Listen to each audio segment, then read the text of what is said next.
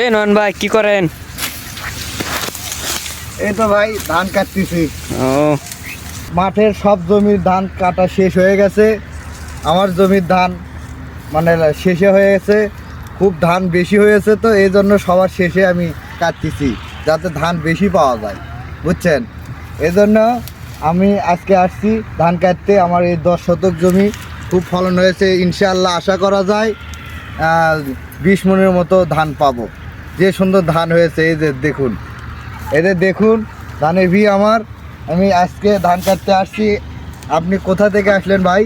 ভাই আমার বাসা বগুড়া। ও ভাই, কষ্টের কথা বলেন না ভাই। আমরা গ্রাম অঞ্চলের মানুষ, খুব কষ্ট করে জীবনযাপন করি এবং কৃষি এই যে ধান রোপণ করি এবং সেটা দিয়ে আমরা ধানের ভাত খাই এবং বিক্রি করি যদি বাঁচে অবশিষ্ট খাওয়ার পরে। তো আজকে আসছেন আপনি অনেক দূর থেকে।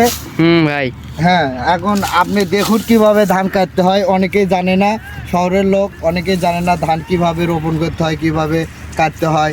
এইভাবে আমরা মনে করেন কষ্ট করে জীবনযাপন চালাই এবং কষ্ট করে এই যে ধান রোপণ করি বা লাগাই, যেটুকুই পাই এটা দিয়ে মনে করেন সন্তুষ্ট আল্লাহর কাছে।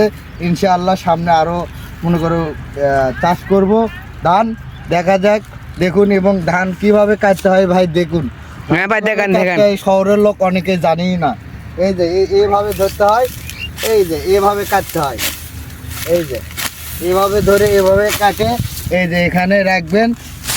লাইন লাইন সোজা করে এভাবে রাখবেন যাতে পরবর্তী ধান বাসায় নিয়ে যেতে সুবিধা হয়, বুঝছেন? তো আজকে আপনি আসছেন বগুড়া থেকে ভাই, কি বলবো, আমাদের দুঃখের জীবন এই যে এভাবে পার করতেছি। আল্লাহর রহমত, এই দুঃখের জীবনের মধ্যেও এটা নিয়ে আমরা অনেক খুশি আছি। আল্লাহর কাছে লাখো লাখো শুক্রিয়া যে আমরা ঘরের ধানের ভাত খেতে পারছি। অনেকেই শহরের লোক মনে করেন রুটি খায়, গমের রুটি খায়।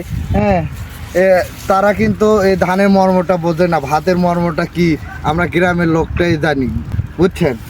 কারণ ধানের ভাত এটা খেয়ে যে কত তৃপ্তি হয় একমাত্র গ্রামের লোকেরাই বলতে পারবে। তো ভাই আসছেন, দেখুন আমার এই জমির ধান লাস্টে পড়ে গেছে। ধানের ফসল খুব একটা হয়নি ভাই, এমনিতেই আপনাদের কাছে মিথ্যা কথা বললাম। আসলে এই জমিটা একটু লিচু, এজন্য মনে করেন ধানের ফলন খুব একটা ভালো হয়নি। তো যেটুকুই হয়েছে আল্লাহর কাছে শুক্রিয়া যে এটা নিয়ে আমি সন্তুষ্ট। তো ভাইয়েরা লাইক কমেন্ট শেয়ার করুন ভাইয়ের চ্যানেলটি, অবশ্যই আমাদের সাথে থাকবেন এবং পরবর্তী ভিডিও পাওয়ার জন্য আমাদের সাথেই থাকবেন, সাবস্ক্রাইব করবে। ইনশাআল্লাহ গ্রামের এই রকম সুন্দর সুন্দর ভিডিও পেতে চ্যানেলটি সাবস্ক্রাইব করে রাখবেন। এখানেই বিদায় নিচ্ছি, আল্লাহ হাফেজ, আসসালামু আলাইকুম ভাই।